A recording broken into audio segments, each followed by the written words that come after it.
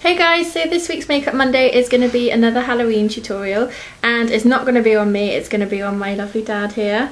We're making him into a zombie, and I'm not going to be showing you the base makeup which I've done. That's basically been done with a black and white aqua paint to make the skin as grey as possible, and lots of shading around the eyes and bits and pieces.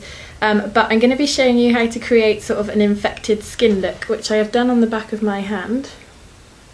And so basically we're going to use gelatine to do this on his face, and we're going to put it down the side here. So keep watching. And the gelatine, what you need to do is pop the granules into the pot first and then add in the water. Don't do it the other way around, as you will end up with too much water in there and then it will be wasted. But what you're trying to do is get it so it's this kind of consistency or a tiny bit thicker. So keep stirring it around until it's sort of starting to set, and then you'll be able to pop it on the skin. And then you're literally just going to use your spatula and pop it wherever you want it to go.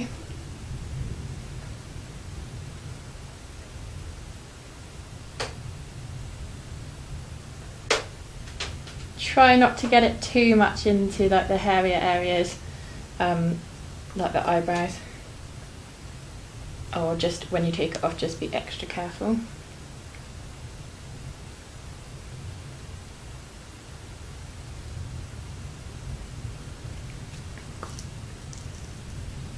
And then once it's on there, just let it set a little bit before you can start pulling it apart, and then we can start painting. Just wanted to introduce you to Johnny. This is the one that you can hear barking in the background sometimes. He's not involved in the tutorial today. But, so once this is sort of sticky-ish, you'll be able to start using just any kind of spatula. Don't use anything too sharp, I don't want any health and safety incidents. But then you just literally pull apart some areas, and these are the ones that you're going to paint. That almost look infected or weepy. So just choose them randomly, and again, because obviously it would be a zombie infection, it's not going to be meat or anything, it's just really wherever on the skin. And then once you've pulled all the bits that you want apart, you just need to set this with some powder. And you do need to use a fairly good powder for this, otherwise the paint and things won't stick to the top. So get your powder and literally dab it on over the top. And then you can start building the colour to basically blend it in and make it look all infected and disgusting. So then the next thing is you're going to use, I'm using grease paints which look like this for mine, but you could use eyeshadow, so whatever you prefer. And you're going to use like a real dark burgundy red ideally, and black and blue, and you're just going to basically stipple them on into the areas where you've pulled the holes, and then dab them out. You don't want any full block colour because obviously that wouldn't look particularly natural. So fill the holes, and then once you've done those, you're then going to go around the edges and just make it look a bit bruised around the edges, and then onto the main bulk of it as well to make it look slightly more discoloured, so that it doesn't look like just a load of gelatine on the skin.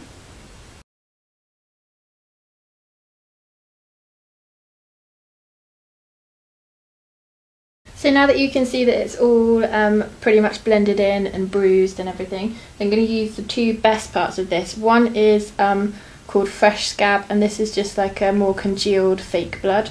And then the next one is a stage blood, which is quite liquidy. So with the Fresh Scab one, you're just going to use your spatula, and you're just going to basically place it in sort of the areas that we pulled apart to make it look a bit more realistic. And then with the stage one, you're just going to make it look a bit more dripping, as if like the wounds have actually weeped a bit.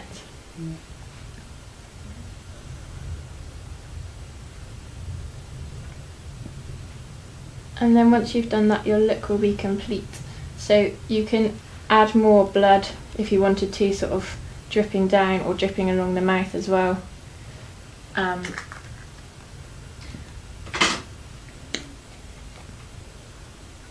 With the stage blood, when you do get it out, be careful because it does drip out quite a lot. You don't necessarily want this dropping on your clothes and things.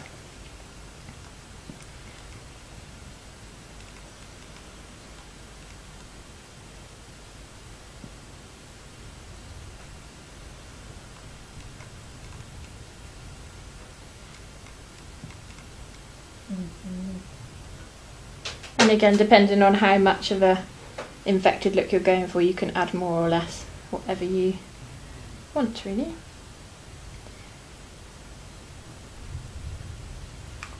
So that is the finished look there. I shall just zoom this in for you so you can see a bit more of the actual wound that we'd made.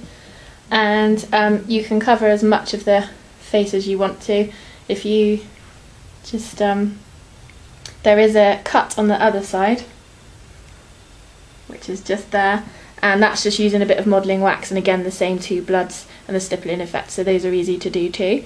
I'll take this out so you can see his whole look. But that is how you create a zombie. So I hope you guys give this a go for Halloween, and if you do, send us in some pictures. I'm sure you will all look as gorgeous as my dad does here. But thanks for watching, and I'll see you next Makeup Monday.